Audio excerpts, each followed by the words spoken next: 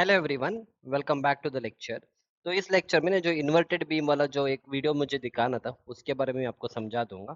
ठीक है। अब उस देखो पूरे उस बिल्डिंग का इन्वर्टेड बीम है। ठीक है। तो ये सारी आपकी देखो ये वाला जो बीम है this is not inverted beam. ठीक है, एक मिनट यहाँ पे वेट करना। देखो ये जो बीम है ना ये आपका इन्वर्टेड नहीं, क्यों? क्योंकि आपका स्लैब यहाँ पे है, तो स्लैब के नीचे आपका बीम है। वेरएज यहाँ पे आपका इन्वर्टेड बीम है। So inverted beam is also called as upstand beam. Okay, थोड़े लोग इसको अपस्टैंड यूपी अपस्टैंड बीम, तो आपके कुछ ड्राइंग्स में देर में भी एवरी चांस थोड़े लोग इसको अपस्टैंड बीम भी लिखा जाता है और inverted beam, both are one and the same ही है। इन्वर्टेड बीम, अपस्टैंड बीम और इन्वर्टेड बीम। ठीक है, फाइन। तो अब पर ये वाला जो बीम आपको दिख रहा है आपका इन्वर्टेड बीम है, क्योंकि स्लैब है तो स्लैब के ऊपर आपका बीम आ रहा है। ठीक है, fine. So now see the entire video. तो इस तरह से आपको देना पड़ेगा। एंड जितना आपका स्लैब है ना, जैसे आप इस स्लैब का तुम कॉन्क्रीटिंग करोगे, फॉर एग्जांपल ये आपका स्लैब है, तो लेटस से आपका स्लैब का कॉन्क्रीटिंग जो है, स्लैब का थिकनेस 150 mm रखना है। तो लेटस से आपका 150 mm कुछ इधर आएगा, कुछ इधर आएगा। तो आप इतना तक कॉन्क्रीटिंग करोगे। समझ में आ रहा है? देखो ये आपका नॉर्मल बीम है तो अंदर चला गया, थोड़ा ही पोर्शन ऊपर रहेगा। ये आपका इन्वर्टेड बीम है। और मान लो आपका जो स्लैब का थिकनेस है, जो आपका कॉन्क्रीटिंग का जो थिकनेस है, लेट से 150 mm है। तो आप 150 mm का थिकनेस का कॉन्क्रीटिंग जब करोगे, सिर्फ इतना वाला पोर्शन ही आपका बचा रहेगा, वो आपका इन्वर्टेड बीम का। ये आपका इन्वर्टेड बीम है ना, तो इतना जो पोर्शन है ना, ये ऊपर वाला जितना पोर्शन, दिस पोर्शन, एक मिनट इसको हम फुल करेंगे।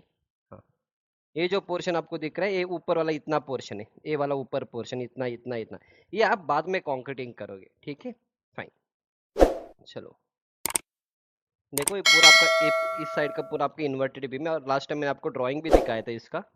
सो this is how it is, why it is given again for a very same reason कि समटाइम्स जब आपको बीम का डेप्थ नीचे नहीं दिखना चाहिए from aesthetic point of view, and also जब आपको कुछ ना व्हाट इज दैट, बीम का डेप्थ आपका ज़्यादा आता है, क्योंकि आपका कॉलम का स्पेसिंग बढ़ गया है वहाँ पे हॉल के एरिया में, तो आपका ए वाला भी बढ़ गया है वहाँ पे, व्हाट इज दैट, बीम का डेप्थ भी बढ़ गया है। तो आपको आधा बीम क्या करना पड़ेगा, what we will do is, हम क्या करेंगे, स्लैब के अंदर थोड़ा और स्लैब के ऊपर हम बीम को प्रोवाइड करेंगे। ठीक है, fine. So this is how the inverted beam is given. इसको थोड़ा और आगे कर दूंगा मैं। बस इतना ही इन्वर्टेड बीम का, बाकी यहाँ पे स्लैब डालना है वो बाद में डालेंगे। एंड ये साइड में पूरा आपका इन्वर्टेड बीम है। ठीक है।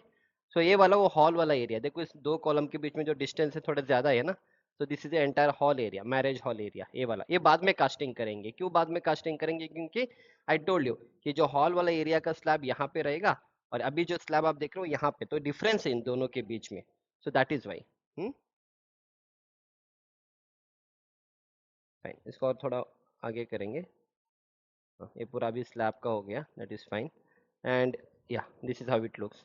एंड इसके बाद नेक्स्ट एक और वीडियो प्ले करूंगा। ये आपका, हाँ दिस इज, ये आपका पूरा मैरिज हॉल का एरिया है।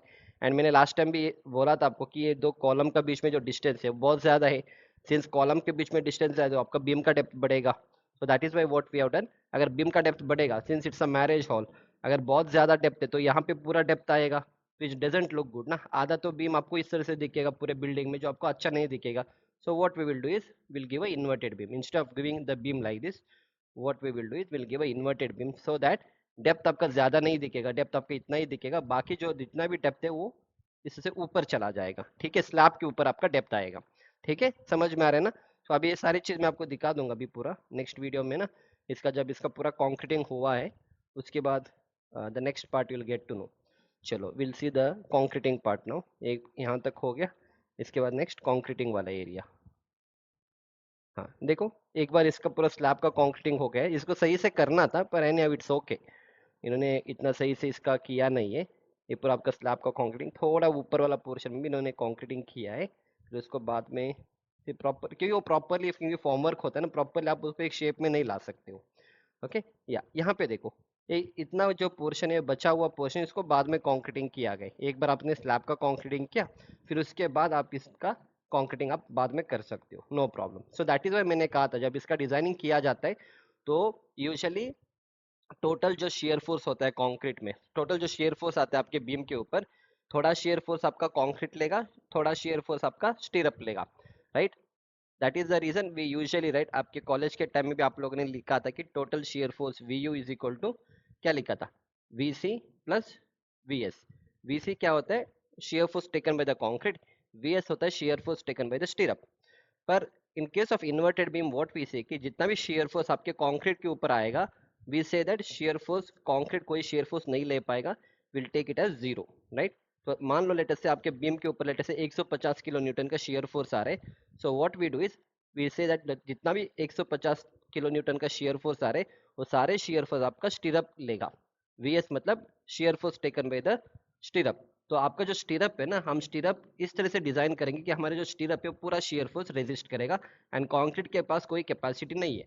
इन नॉर्मल बीम, जो आपका नॉर्मल बीम होता है, वहां पे आपके जो कंक्रीट है उसके पास भी शियर फोर्स लेने का कैपेसिटी होता है। इसीलिए आपके कॉलेज के टाइम में आपने ये सारी चीज कैलकुलेशन किया था, right. What is that, VS is equal to VC is equal to shear force taken by the concrete is equal to tau C into B into D। याद है ना ये सारी चीज।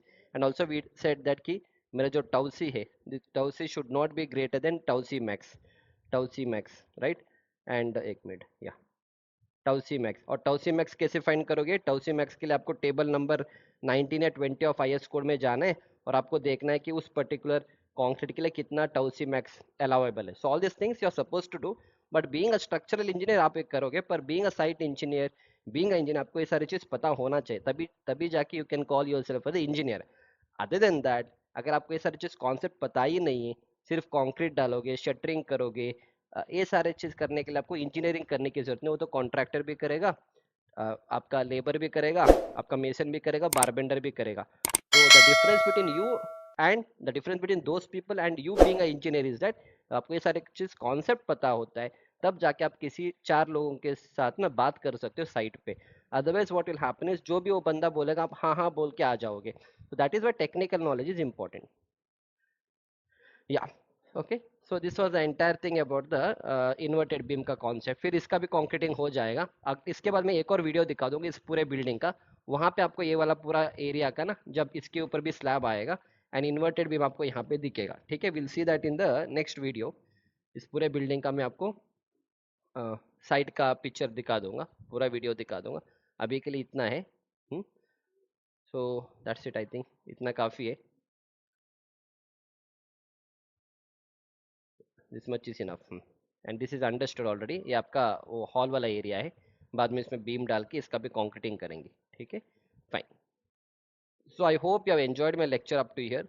और नेक्स्ट लेक्चर में हम इसके पूरे बिल्डिंग का जितने भी वीडियोस है स्टार्टिंग से लेके एंड तक, वो सारी चीज़ मैं आपको अगले लेक्चर में कवर करूंगा। So I will see you back in the next lecture.